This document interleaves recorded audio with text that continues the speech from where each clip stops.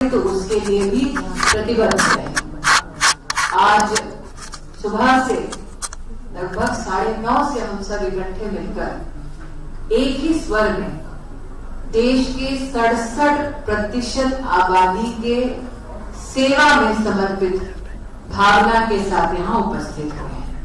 आप सबने विशेष रूप से मिशन पोषण 2.0, सक्षम आंगनबाड़ी, मिशन वात्सल्य और मिशन शक्ति के संदर्भ में न सिर्फ भारत सरकार की प्रतिबद्धता को, स्कीम की गाइडलाइंस को समझा, न सिर्फ अपने सुझाव को हम तक भेजा, बल्कि साथ ही एक संकल्प भी लिया कि जितनी भी आज के मिशन की कार्रवाई है उसे हम मिलकर जमीन पर फलीभूत करेंगे।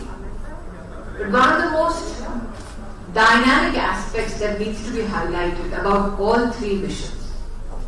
Normally governments, it is said historically, when it comes to policy decisions or frameworking of policy, including officers work in isolation. When we proposed these three missions, one of the endeavors that were undertaken by the officers of the Ministry of Women and Child Development was to ensure that we take stakeholders on board before we go to the Union Cabinet with regards to allocation of funds or with regards to the structural administration of all these schemes. इसका मतलब कि आज जो हमने प्रस्तुत किया वो आज जैसे ही एक संवाद का, आज जैसे ही एक स्ट्रक्चर्ड डायलॉग का परिणाम है।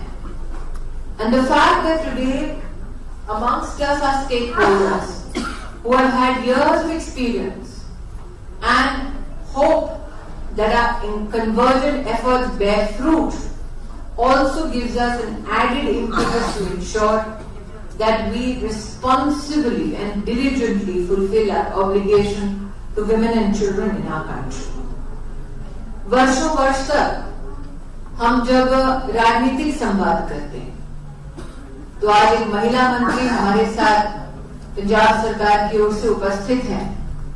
इस सभागार में कई महिलाएं हैं और हम एक बात को सार्वजनिक तौर पर स्वीकार कर सकते हैं, हमारे देश की राजनीति में कभी भी किसी गरीब महिला ने किसी भी नेता से ये नहीं कहा कि उसे टॉयलेट चाहिए।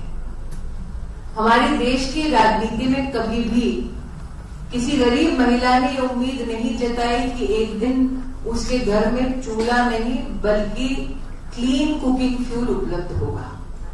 हमारे देश में कभी भी किसी गरीब महिला ने ये बात किसी भी नेता से नहीं कही कि वो जानती है ब्रेस्ट कैंसर क्या है, वो जानती है सर्विकल कैंसर क्या है, लेकिन अस्पताल तक उसे मदद कैसे मिले उसका उसके पास साधन नहीं।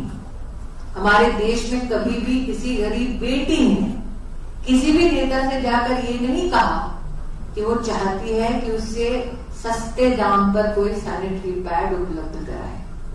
और इसीलिए आज विशेषता भारत सरकार की प्रतिनिधि होने के नाते ये मेरा गौरव है कि एक पुरुष प्रधानमंत्री महिलाओं को प्रशासनिक एक ढांचे के तौर पर इमेंसिपेशन की दृष्टि से नहीं कि वो महिला का उत्थान करेंगे उस दृष्टि से नहीं, बल्कि महिला राष्ट्र का उत्थान करेगी इस कल्पना के साथ विमेन सेंट्रिक पॉलिसीज अपने सरकार की सबसे बड़ी प्राथमिकता बने। Those who have served in the sector for years on end, जैसे कि आज स्टेक होल्डर्स में एक सज्जन उठे जो बाल्यकाल की शिक्षा पर विशेष काम करते हैं। अपने परिचय में उन्होंने कहा कि मेरी माँ आंगनबाड़ी की कार्यकर्ता है।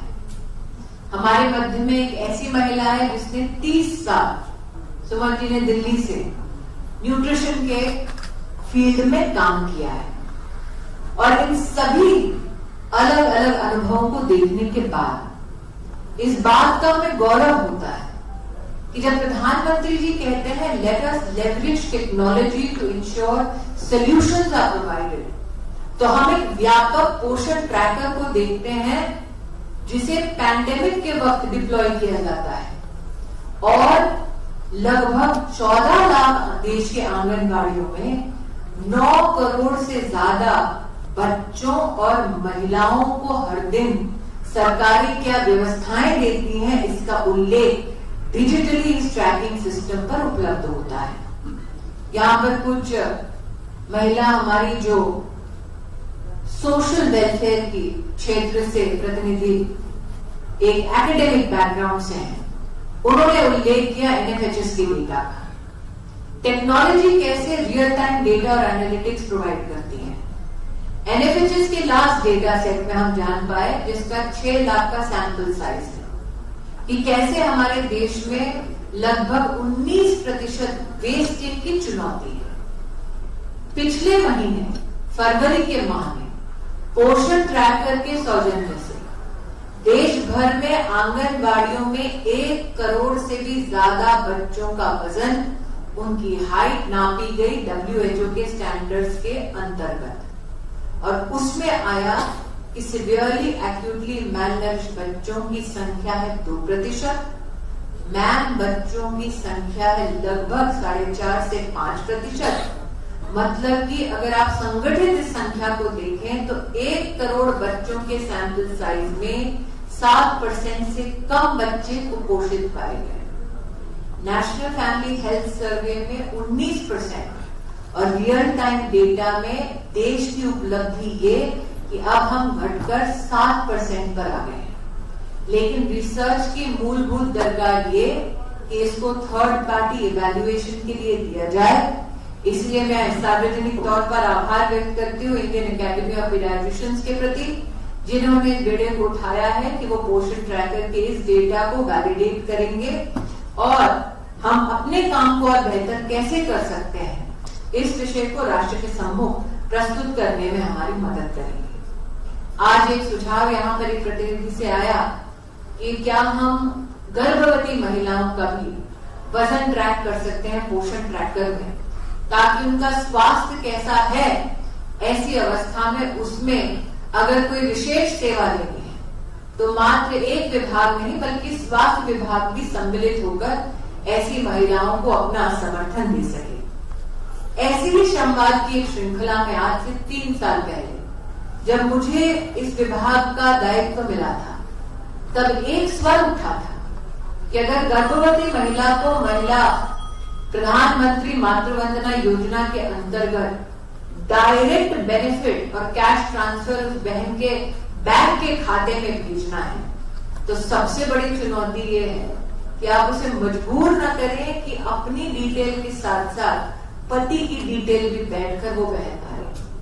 आज उस सुझाव को हमने इस नए मिशन में सम्मिलित करके आपका संवाद, आपका सुझाव भारत सरकार के लिए कितना अहम है उसका एक उदाहरण प्रस्तुत किया है। और अब प्रधानमंत्री मातृवंदना योजना में अब तक 2,70,00,000 गर्भवती बहनों को उनके बैंक के खाते में प्रधानमंत्री जी के आशीर्वाद से 10,000 करोड़ रुपया भारत सरकार ट्रांसफर कर चुकी है।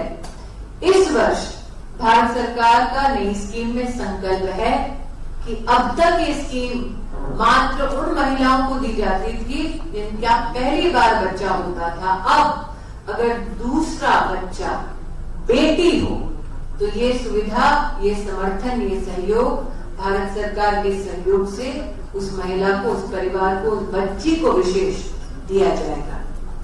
मैं आभारी हूँ। मैं आभारी हूँ कि आज हमारे बीच ऐसे अफसरान हैं जिन्होंने बेटी बचाओ बेटी पढ़ाओ को मात्र एक स्लोगन नहीं बल्कि एक जन आंदोलन में परिवर्तित किया है।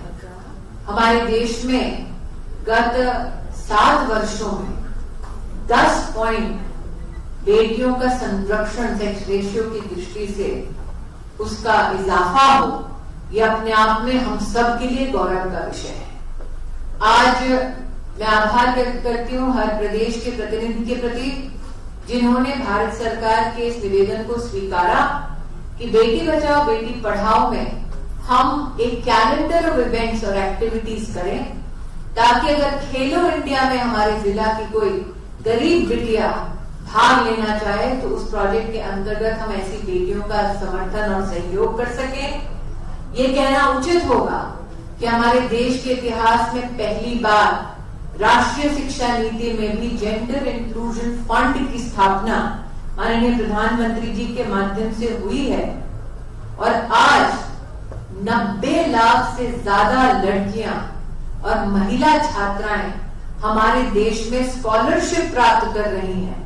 ये हमारे लिए एक बहुत ही अच्छा संकेत है कि महिलाओं को शिक्षा की दृष्टि से अगर सहयोग मिलता है तो वो मात्र स्कूली शिक्षा तक अपने आप को सीमित नहीं रखती, उनका ट्रांजिशन उच्च शिक्षा में भी समाज विशेष रूप से देख पाता है। आज एक सुझाव में यहाँ पर स्किलिंग की दृष्टि से कुछ निवेदन भारत सरकार के सम्मुख प्रस्तुत हुए।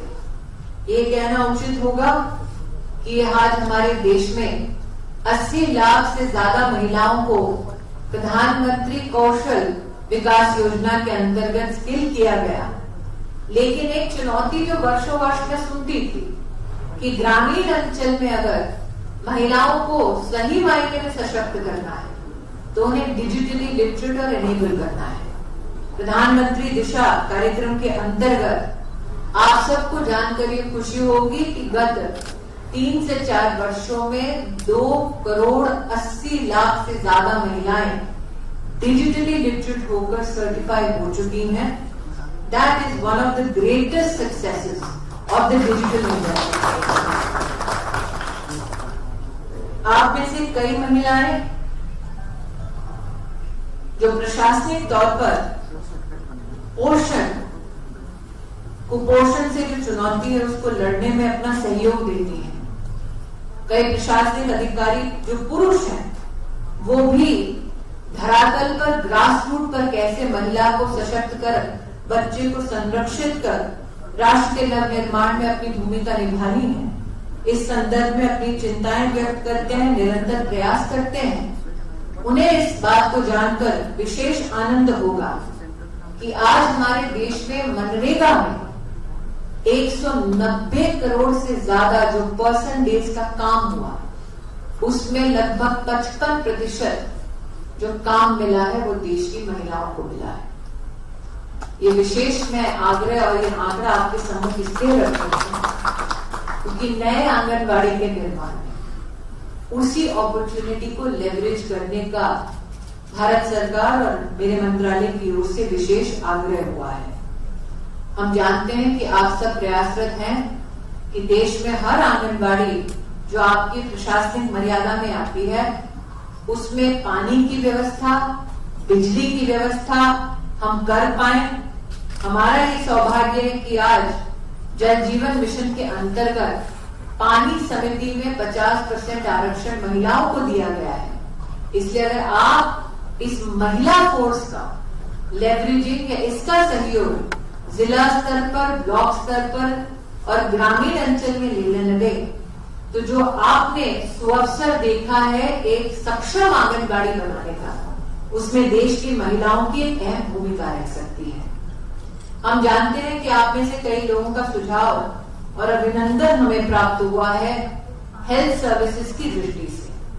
ये हमारे लिए गौरव का विषय है कि निमहांस के साथ हमने जो संवाद का कार्यक्रम चलाया उसके अंतर्गत अब तक 1,40,000 से ज्यादा हम सपोर्ट के केसेस दर्ज कर चुके हैं। हमारी अभिलाषा है कि संवाद नामक इस कार्यक्रम को आप भी अपने जिले में, अपने प्रदेश में कैसे आप महिला और विशेषकर बच्चों के संरक्षण के लिए इस्तेमाल कर सकते हैं। इसमें अगर आपकी कोई रुचि है, भारत सरकार की ओर से अगर आपको कोई विशेष सहयोग की अभिलाषा है तो उस अभिलाषा को हम पूर्ण करेंगे, ऐसा आज मैं संकल्प हमारे मंत्रालय की ओर से प्रस्तुत करती हूँ। अंत में इतना कहना चाहती हूँ कि हम सब एकजुट हुए हैं ताकि उन महिलाओं का संरक्षण कर सके जिनके बारे में समाज चिंता व्यक्त करता है। इस चिंता को, इस चुनौती को कहीं ना कहीं सल्यूशन का एक जामा पहनाया देश में वन स्टॉप सेंटर्स ने। आप सब भली भांति इस बात से परिचित हैं कि भारत सरकार के पूर्ण आर्थिक सहयोग से देश में 704 वन स्टॉप सेंटर्स अब तक फंक्शनल हैं। वन स्टॉप सेंटर और महिला हेल्पलाइन के सौजन्य से अब तक देश में 70 लाख से ज्यादा महिलाओं को हम सेवा, सहयोग, सहायता और सुरक्षा देने में सक्षम हो पाए हैं। अब भारत सरकार का संकल्प है कि जिन जिलों में क्राइम रेट महिला के खिलाफ ज्यादा है, उन जिलों में एक एडिशनल वन स्टॉप सेंटर खोला जाए। आप सबसे निवेदन है कि ये 300 नए सेंटर्स आपके सहयोग से जल्द ही देश की महिलाओं को समर्पित हों, इसमें आपकी सहयोग की हमें अपेक्षा है। और जाते जाते ये भी कहना चाहूंगी कि महिला को मात्र देश में ही नहीं, बल्कि जो महिला विदेश में काम की खोज में गई है, हमारा ये प्रयास है कि विदेश मंत्रालय के साथ हम इसी प्रकार की वन स्टॉप सेंटर की सुविधा 10 देशों में हिंदुस्तानी महिला को दिलवाएं, so that if she is working overseas and is in need of help from the government of India and is in need of support from her state, we can, with the partnership with the Ministry of External Affairs, provide that service to women, not only domestically but also now internationally. संकल्प बड़े हैं, काम कुछ नए हैं, चुनौतियां कुछ पुरानी भी हैं, लेकिन हम मिलकर एक नया आसमान छुएंगे। इस अनुरोध के साथ आज आपके यहाँ आगमन पर और एक सफल मीटिंग, एक एजेंडा और एडमिनिस्ट्रेटिव नैरेटिव सेट करने के लिए और आगामी इस पूरे फाइनेंशियल ईयर में last mile delivery of services महिला और बच्चे के लिए सुनिश्चित करने के आपकी प्रतिबद्धता को हम भारत सरकार की ओर से सलाम करते हैं। एक बार फिर आपकी उपस्थिति के लिए आपका अभिनंदन करते हैं। Thank you so much. Same time, on behalf of all who have gathered here today as stakeholders, as state government representatives, a warm round of applause for the team at Chandigarh for hosting us and for extending your kindness and warmth towards us. We are grateful, Chandigarh, all the officers who have been more than kind in their reception and in their hosting capacities. Thank you, Jai Hind.